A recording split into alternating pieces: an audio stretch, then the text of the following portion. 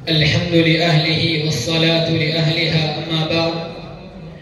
فأعوذ بالله من الشيطان الرجيم بسم الله الرحمن الرحيم محمد رسول الله صدق الله العظيم جا زندگی مدینے سے جھونکے ہوا کھلا جا زندگی مدینے سے جھونکے ہوا کھلا شاید کہ حضور ہم سے خفا ہیں منا کھلا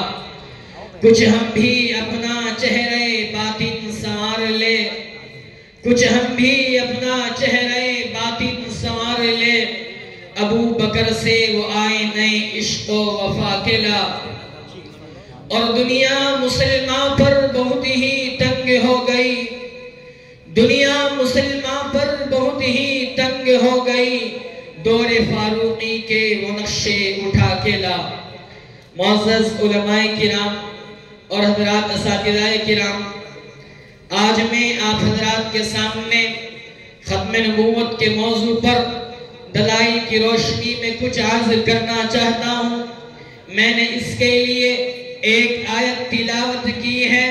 محمد الرسول اللہ اس میں ایک لفظ محمد ہے ایک لفظ رسول ہے ایک لفظ اللہ ہے میں کہوں گا ہمارے ایمان کی بنیاد ایک پیغمبر کی ذات ہے ایک پیغمبر کی بات ہے محمد پیغمبر کی ذات کو کہتے ہیں رسول پیغمبر کی بات کو کہتے ہیں دیوبندیت کا عقیدہ ہے پیغمبر کی ذات بھی جنت سے آئی ہے پیغمبر کی بات بھی جنت سے آئی ہے دیوبندیت کا عقیدہ ہے پیغمبر کی ذات بھی معصوم ہے پیغمبر کی بات بھی معصوم ہے دیوبندیت کا عقیدہ ہے پیغمبر کی ذات بھی بے عیب ہے پیغمبر کی بات بھی بے عیب ہے دیوبندیت کا عقیدہ ہے پیغمبر کی ذات کو ماننا بھی ایمان ہے پیغمبر کی بات کو ماننا بھی ایمان ہے دیوبندیت کا نظریہ ہے محمد کو دیکھ تو کوئی نقطہ نہیں رسول کو دیکھ تو کوئی نقطہ نہیں اس محمد اور رسول کو بنانے والے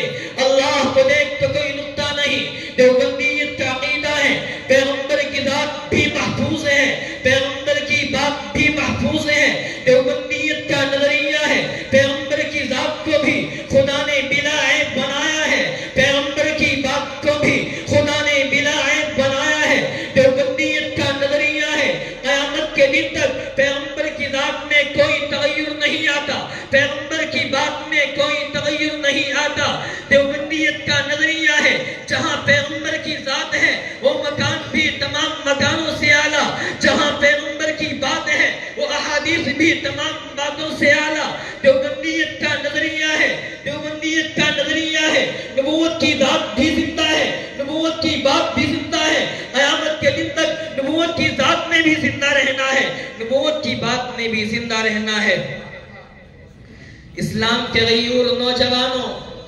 ہم نے پیغمبر کی ذات کو مانا پیغمبر کی بات کو مانا پورے دین کو سمیٹ لیا جائے محمد الرسول اللہ میں دین آتا ہے اس میں نبوت کی ذات بھی ہے نبوت کی بات بھی ہے دنیا میں جتنے حملے ہوئے کوئی حملہ نبی کی ذات پر ہے کوئی حملہ نبی کی بات پر ہے میں قادیانیت کے حوالے سے گفتگو کرتے ہوئے یہ بات عرض کرنا چاہتا ہوں کہ مرزا قادیانی نے نبوت کا دعویٰ کر کے ختم نبوت کا انکار کر کے نبی کی ذات پر بھی حملہ کیا ہے نبی کی بات پر بھی حملہ کیا ہے دیوبندیت مرزا کی ذات اور بات کا دفاع کرتے ہوئے مرزا کی ذات کو بھی زیر بحث لائے ہیں مرزا کی بات کو بھی زیر بحث لائے ہیں میں اس ایک سوال کا جواب دینا وکیلانہ طرز میں ضروری سمجھتا ہوں جب ہمارے علماء حق نے مرزا کی ذات پر بحث کی ہے وہ ایمان شراب پیتا تھا وہ ایمان زنا کرتا تھا وہ ایمان خلوت میں نامحرم عورتوں سے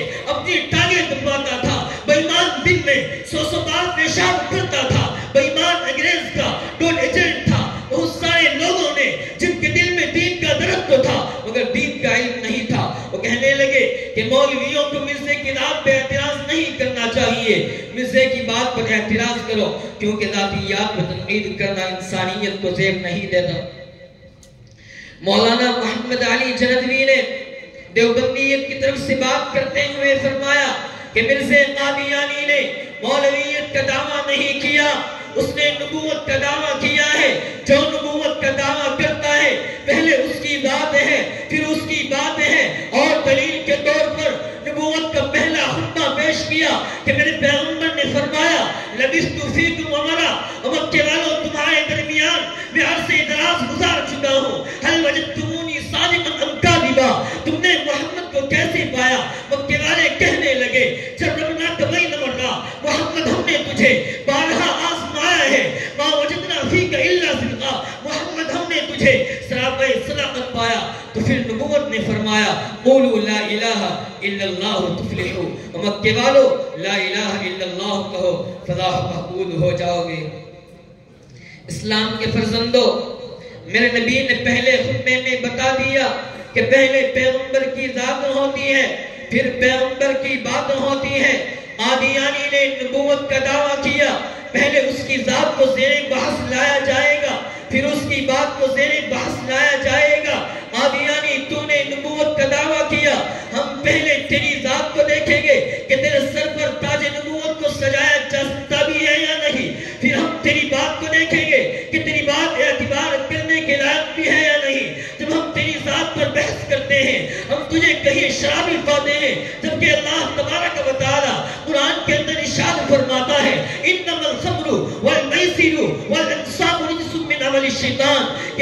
کہ شراب پینا شیطان کے کتنے کاموں میں سے ہے، لہذا تم ان سے بچو. اور جب ہم تیری ذات پر بحث کرتے ہیں کہیں ہم تجھ کو زانی پاتے ہیں، جبکہ اہل سنت والجماعت احناف دیوبند کا عقیدہ ہے کہ انبیاء علیہم السلام زنا سے معصوم ہوا کرتے ہیں، صحابہ رضوان اللہ علیہم اجمعین زنا سے محفوظ ہوا کرتے ہیں. جب ہم تیری بات پر بحث کرتے ہیں تو ہم کو اللہ تبارک و تعالیٰ کا ارشاد ملتا ہے ما کان محمد ابا احد من رجالکم ولکن رسول اللہ وخاتم النبیین، کہ محمد رسول اللہ صلی اللہ علیہ وسلم نبیوں کے سلسلے کو ختم کرنے والے ہیں. محمد رسول اللہ صلی اللہ علیہ وسلم پر نبیوں کا سلسلہ ختم ہے. آپ کے بعد کوئی نبی نہیں آئے گا، آپ کے بعد کوئی نبی اس دنیا میں مبعوث نہیں ہوگا. جب ہم تیری بات پر بحث کرتے ہیں تو ہم کو اللہ کے نبی کا فرمان ملتا ہے کہ اللہ کے نبی فرماتے ہیں